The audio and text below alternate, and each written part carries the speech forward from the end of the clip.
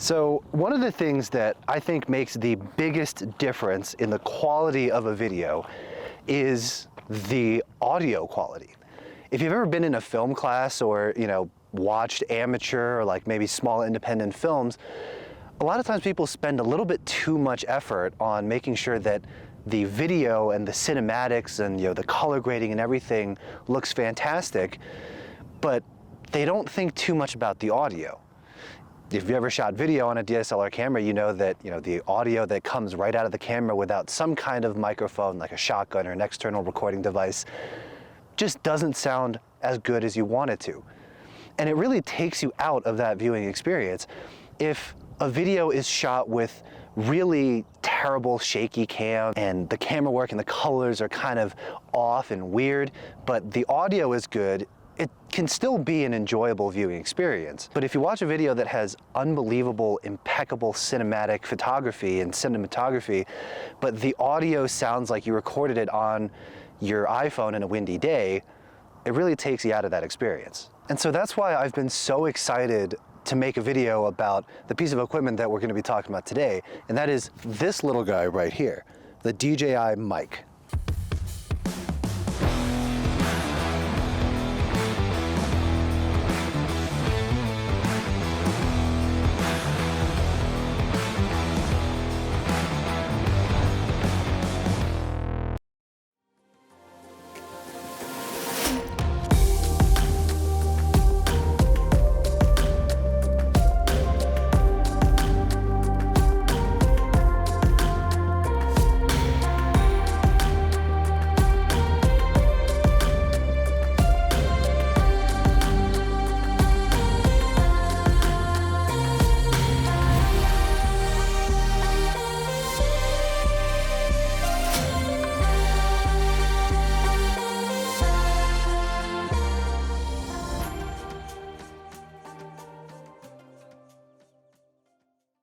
The DJI Mic has been out for a good few months now, and there was a lot of hype leading up to it. So if you're watching this video, you probably already know a little bit about what it is and why people are so excited about it. If you've tried to get your hands on one like I have for a good long time, you probably also have noticed that they've been absolutely flying off the shelves. So this video isn't really intended to be any kind of like in-depth review or anything like that. If you've been excited about this as much as I've been, then you've probably already seen a ton of other videos from creators that got their hands on it early, and you probably already know everything you need to know about it. But what I really wanted to do was take it out onto this beautiful little open area with some mountain biking trails and really put it through its paces. So the mic itself costs about $330. I think it's $329 MSRP. It's probably $370 altogether with tax.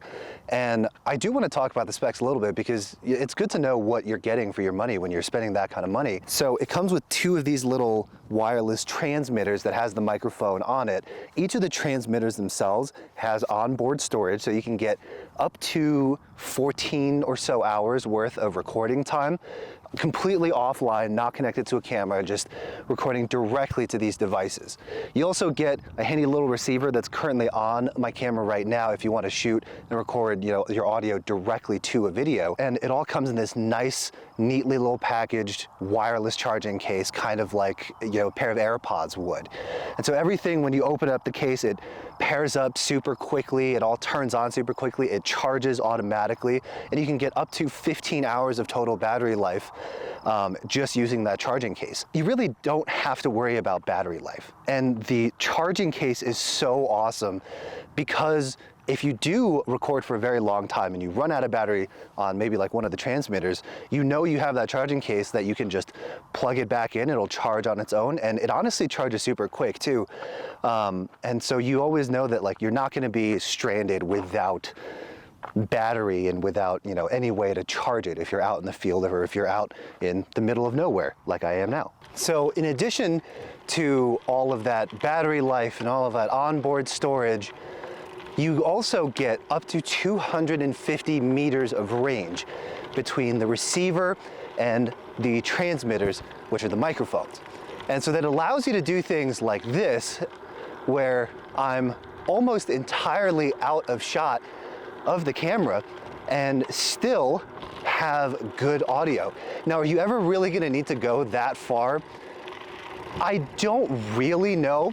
I haven't personally found a spot where I would actually need this much range, but just knowing that you can walk away from your camera and you're still gonna get good audio and good crisp audio allows you to play around so much more with your compositions and what you do in your shots, because you're not so worried about if I walk too far away from the camera, or if the shotgun mic isn't pointing the right way, I won't be able to hear what my subject is saying. And another great thing that it does is when you do lose connection with the transmitter and you get back into a range where it can connect, it automatically reconnects. But because you can also record backup directly to the transmitters themselves, you don't really have to worry about that. Having that offline backup, as well as that super quick and reliable ability to connect back to the receiver, just allows you to have that ease of mind that your audio is still going to be there, still going to be usable.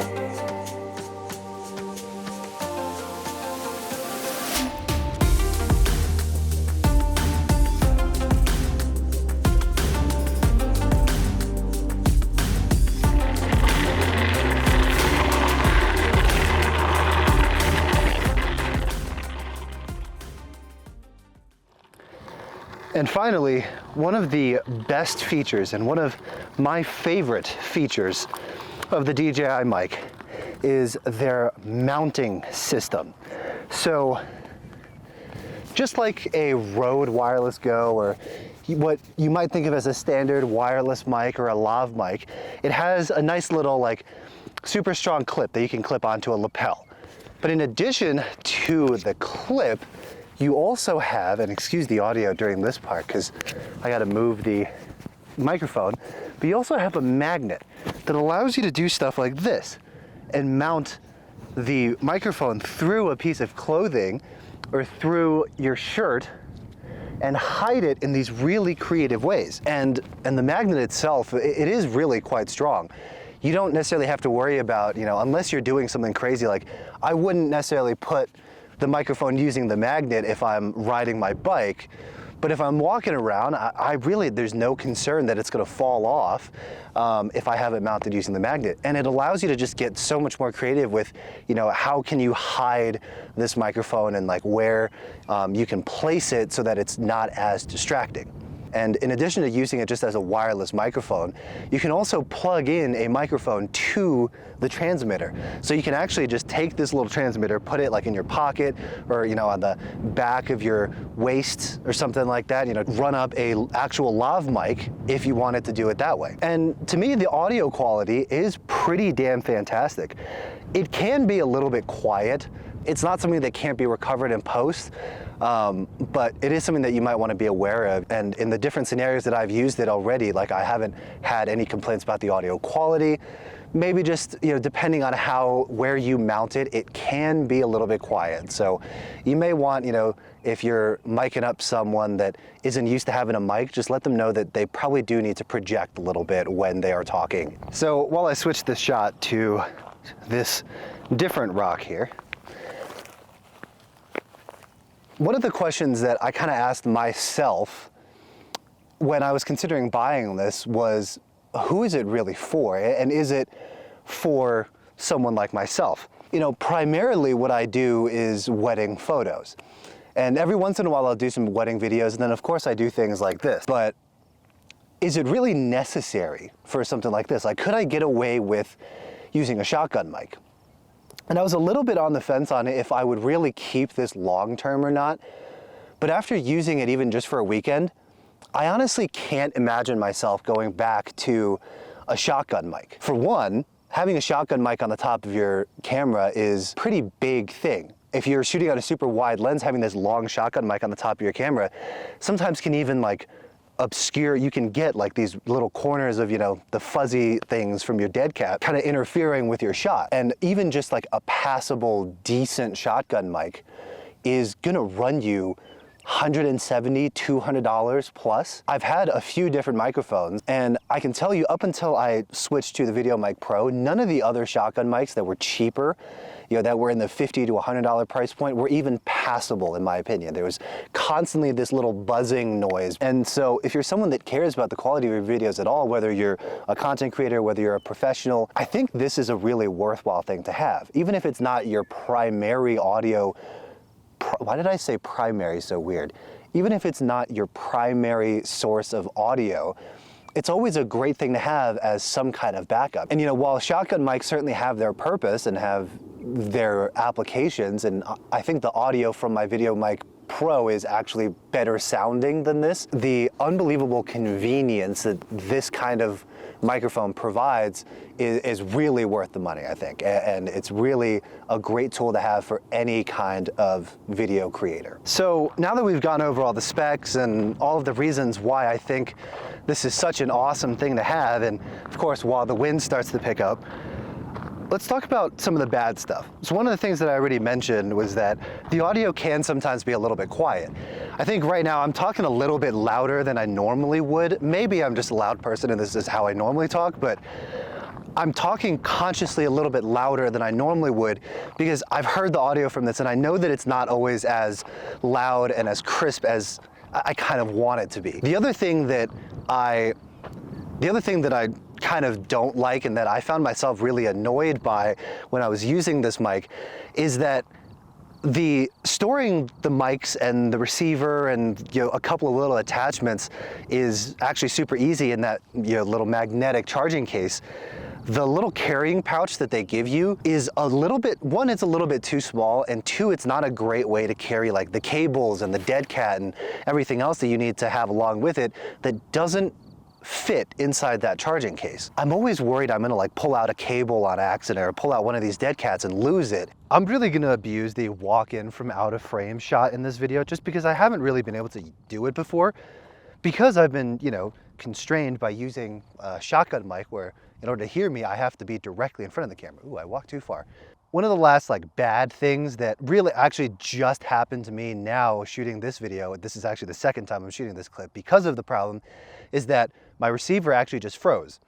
And I tried I haven't really figured out how to make it work again. So right now this is just recording directly offline. So obviously the issue that just happened of the receiver freezing like that was kind of a big issue because I just had no audio from that previous clip. And I don't know why, but once I figure out how to fix that, I'm sure I'll include it in this video as well.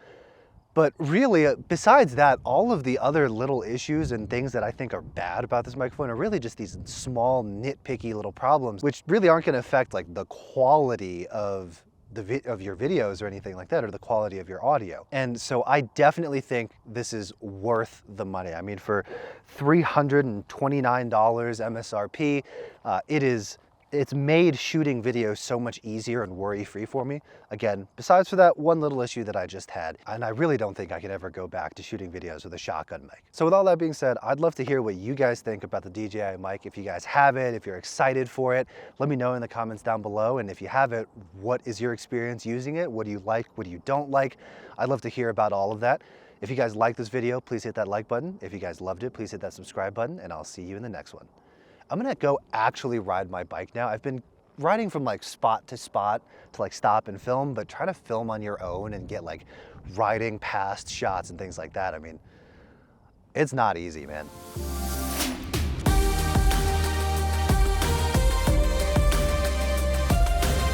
I'm not sure if you can see it or not, but that is completely frozen. The menu's not coming up. I'm holding down the power button. That kind of sucks, man. I really hope oh, hold on. There it is. So I just had to hold it for long enough. That was the solution. I just had to hold it for 10 whole seconds. All right, well, that's good to know, I guess.